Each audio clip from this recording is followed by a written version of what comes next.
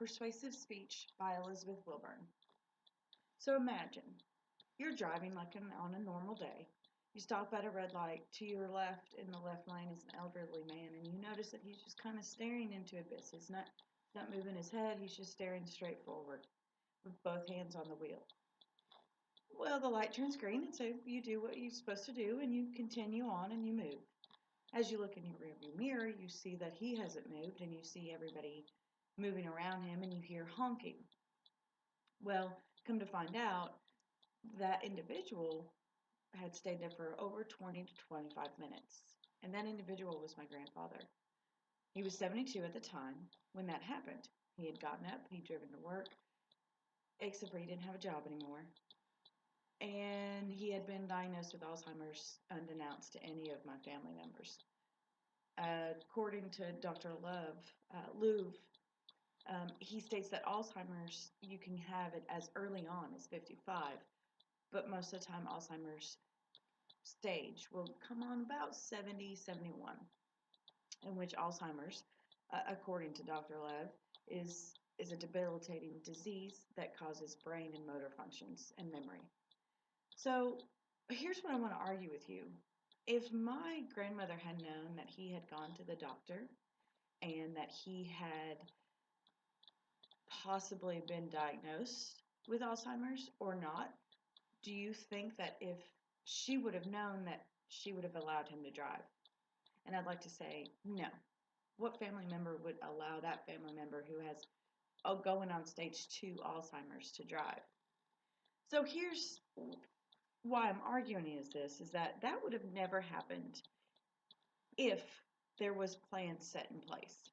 So according to Tennessee Highway Patrol, the only retesting that you have to do is vision. Also, the only other retesting is that if you were disabled at one point in time and became undisabled, then you'll have to be retested and a doctor's note will have to be provided. Now, with all that said, I want to show you something from the Insurance Information Institute. Now here it is, well, really hard to see, but let me explain it for you just a second. So this is the under 16 and this is 85 and over. Obviously, we can all agree that between the ages 20 and 24, it does show that there are higher incidents and accidents in that age range. But as well, you can see is that starting from 75 to 79, 80 to 84, and 85 and over, these are all incidents and accidents caused by motor vehicle that have caused serious injuries, okay? So how do we prevent this? My prevention plan would be is that as soon as you turn the age of 65, you have to take a retest, just like when you were 15 or 16. So according to AAA, the reason why you need to be retested is what they say is that because at the age of 65, your brain functions completely start to slow down. You no longer can gain more brain function, you actually lose brain function. So to prevent maybe any injuries or what happened to my grandfather, let's put in place retesting, written retesting at the driver motor vehicle.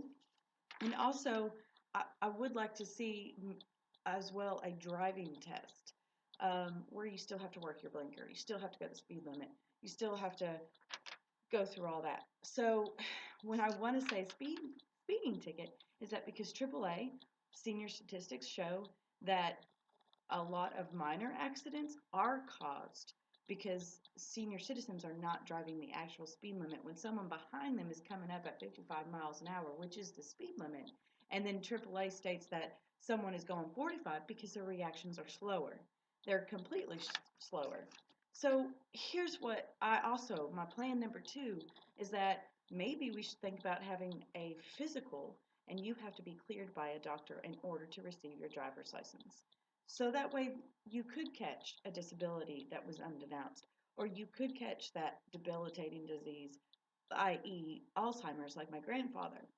So just like you have to get your vision test according to Tennessee Highway State Patrol, now when you turn 65, and it doesn't have to be every year, but it needs to be at some point regulated, maybe every 4 years or 2 years. And also I read in Oregon, according to their highway patrol, is that they retest their senior citizens after the age of 75. I think that's a valid point. They don't have to do the written test, but they do, if there are any new laws, they do have to state the fact that there are new laws and read over them.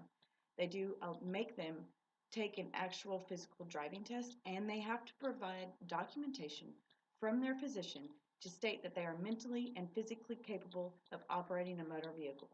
Just as much as Dr. Lev said, you can't operate a vehicle on heavy medication, so why, when you have Alzheimer's or dementia, would you be able to operate a motor vehicle, which is pretty much the same thing, if in a sense. So, in conclusion, you can see all these facts, you can see all these statements that there is a possibility that we do need to maybe look into changing the law across the United States in order safety for everybody. Thank you.